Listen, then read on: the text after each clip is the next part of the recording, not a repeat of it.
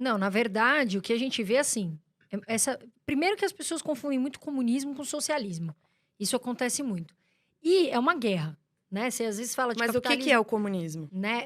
O pessoal fala, por exemplo, socialismo, vem a ideia do Karl Marx, né? De dividir as coisas, aí falam, cada um fala uma coisa, né? Ah, e o comunismo, o pessoal não sabe, Então, mas vamos lá. O que é né? comunismo e o que é socialismo? É simples. Você não sabe, tá com dúvida? Compra um livrinho pequenininho que chama Manifesto do Partido Comunista, escrito por Engels e Marx, que é a primeira manifestação deles em relação a essa doutrina. Porque antes existia o socialismo, que eles chamavam de socialismo utópico, e o Marx disse que inventou o socialismo científico, que de científico não tem nada, mas ele chamava assim. Exatamente. O Manifesto do Partido Comunista fala: o comunismo é o último estágio do socialismo.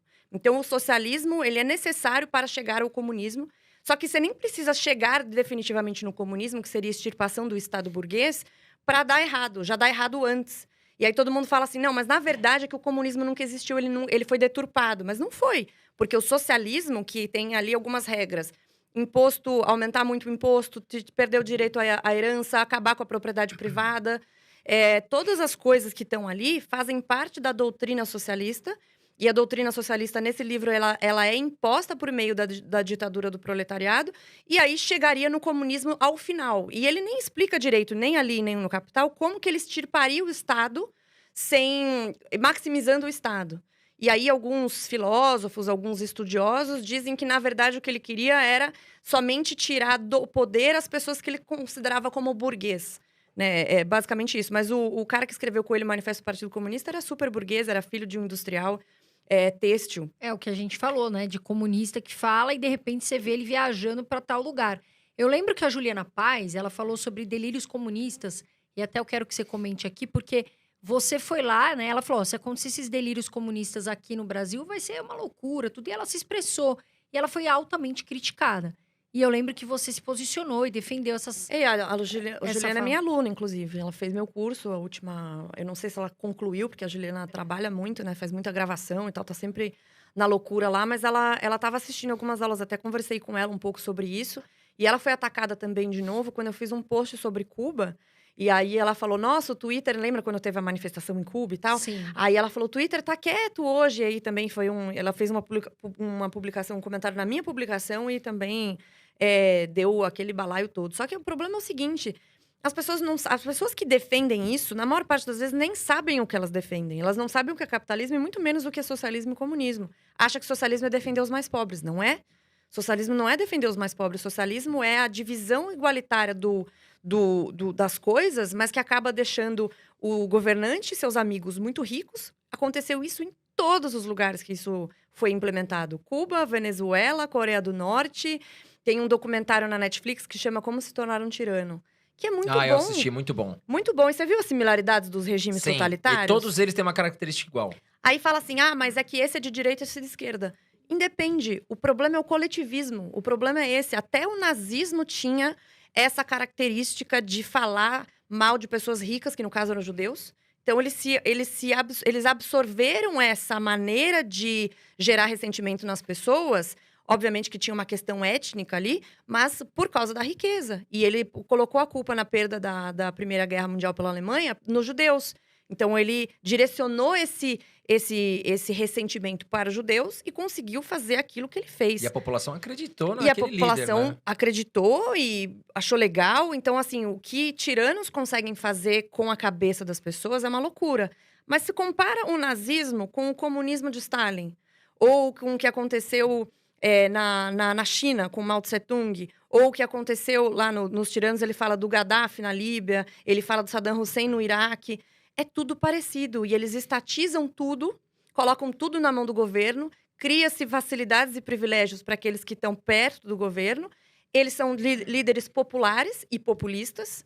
Então, eles são muito populares. Aí ele chega lá, a sua geladeira está vazia, eu compro coisa para você, eu te dou uma casa. Então, ele mantém a população no cabresto dessa forma. E todos os regimes totalitários foram assim. Então, muito mais importante do que falar direita e esquerda é ver as similaridades dos regimes totalitários. Fascismo de Mussolini também. O Mussolini era um socialista que ficou meio triste desde que ele foi expulso do Partido Socialista e acabou fundando o fascismo. E as bases do fascismo econômicas tinham muitas similaridades com o socialismo.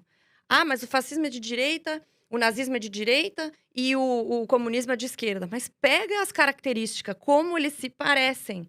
E as pessoas que falavam muito isso eram os economistas da escola austríaca, Mises, Hayek, que identificaram essas similaridades e falaram: nós precisamos lutar contra o autoritarismo, contra os regimes totalitários. Se ele é de direita ou de esquerda, como você entende, isso independe. A gente não está lutando contra a direita ou contra a esquerda, é contra regimes totalitários.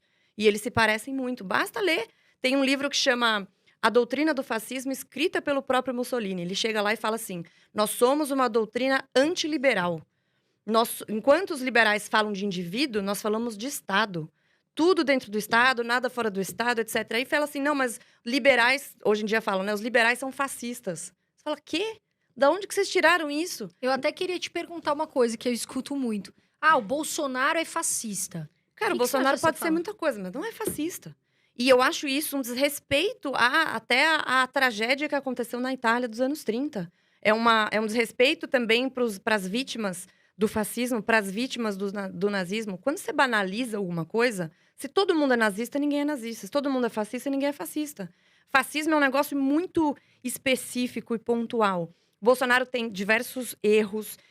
Eu acho que ele está numa tocada super populista agora, né, economicamente falando. Ele tem um background militar, e o background militar brasileiro, ele é bem estatista também. Então, aquela cabeça um pouco enraizada de, não, a gente precisa fazer intervenção. Então, ele vem desse background. Mas falar que ele é fascista, a melhor de todas foi quando colocaram um artigo dizendo que o Mussolini dizia que era importante armar a população. E falaram: olha só como o Bolsonaro é fascista, porque ele também quer armar a população. Porém, eles, na tradução, eles não viram que o que ele queria dizer, e ele fala isso, a tradução de povo no fascismo é Estado. Porque eles falam em nome do povo, mas quem age em nome do povo é o Estado. Então, ele queria armar o Estado.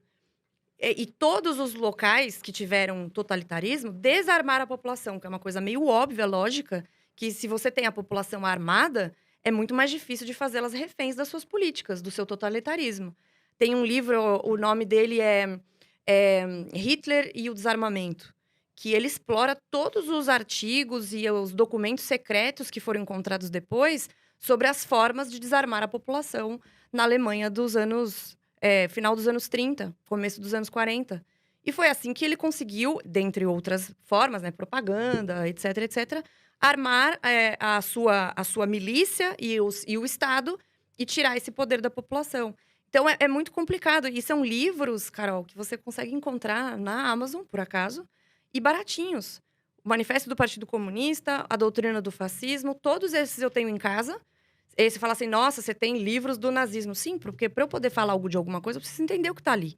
Para rejeitar ou para gostar de uma ideia, primeiro eu preciso estudar. E as pessoas hoje em dia falam para os outros estudarem e não fazem isso. E olha que hoje em dia é muito mais fácil a gente encontrar estudos, porque a gente tá falando aqui da época do Hitler, e ele investia muito em marketing, né? Uhum. Ele investia muito em marketing para mostrar que o nazismo realmente era o caminho certo, que o nazismo era ótimo. E não se tornaram um tirano, todos eles faziam isso, né? Exatamente, todos eles investiam muito em marketing. E ali era fácil, porque era fácil manipular. A televisão era...